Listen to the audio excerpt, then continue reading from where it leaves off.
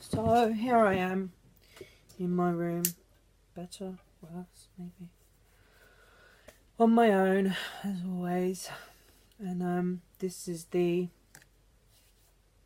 kind of part of the social isolation that I'm experiencing on a sort of massive scale, and the kind of horribleness of life, basically. One of the things rattling around my head is, remember fucking going to a party, and there's this girl, and she just strung me along, and then her sort of like final brush off was, I was too needy.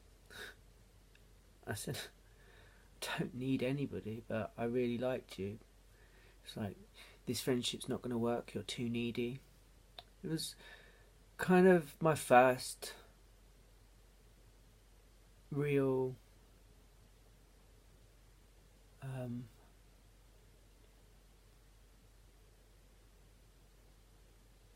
encounter with a true psychopath, true narcissist. Where they'll have all of this sordid sex with everybody, but when it came to me, and I was like, oh well, can we have sex too? And no, you're too needy. And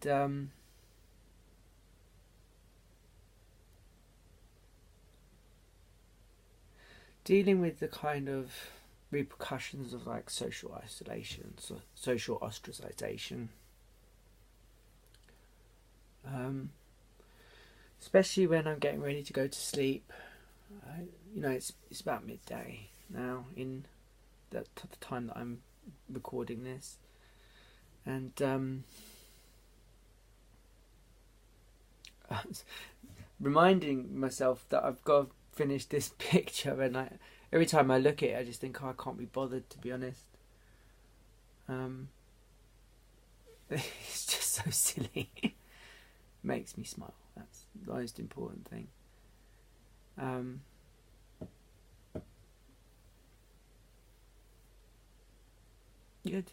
Going to bed on my own again, and just kind of getting ready for sleep. Taking a couple of sleeping tablets, and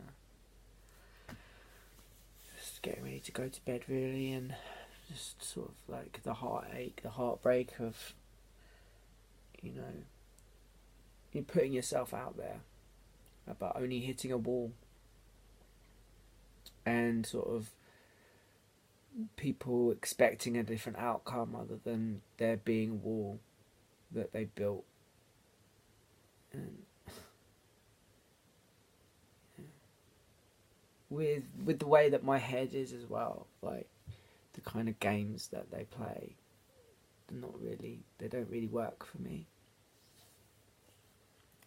And a lot of people as well who struggle, who are maladjusted freaks like me, maladjusted, socially awkward people who, have sort of struggled their whole life. And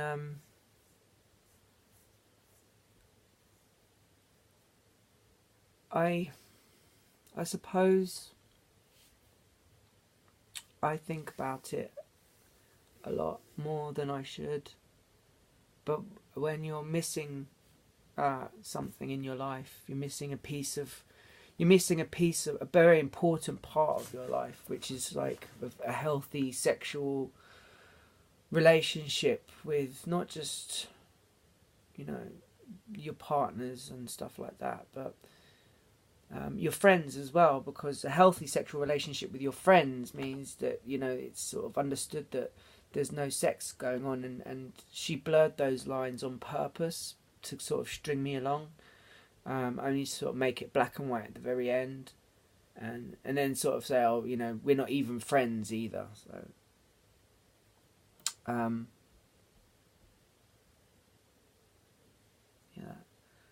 that hurt a lot. Also the narrative that people's narrative of you regardless of the sort of reality of you, is always gonna affect. So like people's narrative of like Donald Trump is that he's a Nazi and a racist and stuff like that, and the reality is he's doing exactly the same job as every president before him, trying to go out, trying to make peace with countries like Russia and Korea and China, and trying to build relations that are going to be beneficial to everybody, not just some, but everybody. To put this whole idea of conflict between two countries aside, and to build a kind of healthy competition between rivals, a healthy sportsman-like competition rather than an unhealthy, visceral and hateful. And yet the narrative against him is that he's a Nazi and that he's this, that and the other. And then the narrative is very strong, and when you control media and outlets and stuff like that, the narrative that you have on people is very strong. And I'm reminded of PewDiePie doing a video about Chris Chan the other day, and I'd forgotten about Chris Chan. He's one of these. It's really sad because he's mentally retarded. He's got like autism and stuff like that, and the internet just really trolled him. And yeah, like, you know, psychopaths, genuine fucking sociopaths targeted him, and it was really horrible what kind of happens to people. But there's nothing else you can do. You just have to sort of move on and just carry on with your life, really, until the end, till the very end, till the bitter end, the bitter end. And that's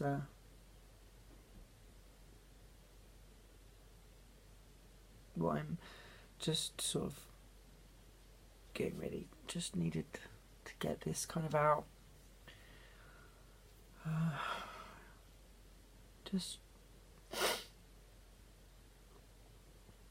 Yeah, it's horrible being isolated on your own, and with nobody to love you. That's why and all of this sort of love is going to waste is horrible. Realising that all of this life and all of this love is going to waste is horrible. It's a horrible feeling that it's all for nothing. And that it's all for just nothing. You know, there's no, at the end of life, you know, that there's going to be a grand triumph, and it's like, well done, you made it through and you proved that you can be. There's nothing like that. That this life is essentially what people have devalued as worthless, and no matter how good of a lover I was, or could have been, or might have been, or maybe, all of that is just been, you know, set aside and forgotten, ignored. And so it's a sort of mechanical, day-to-day grind of just sort of going through the motions, waking up, doing stuff, and then going to sleep. And sleep is not even an escapism anymore, because I've always had nightmares since I was a kid, and that's never stopped. So that's just what I'm dealing with on my mental health today. And I'm tired, so I'm going to sleep. It's tiring me out today, so I'm sleeping because I need to sleep, and then I'll hopefully wake up feeling a little bit more refreshed, and watch Star Trek Discovery, maybe do a review on that and the series later. And that's really all I wanted to say as an update to my channel today, for now anyway. And you know, hopefully I'll wake up feeling better.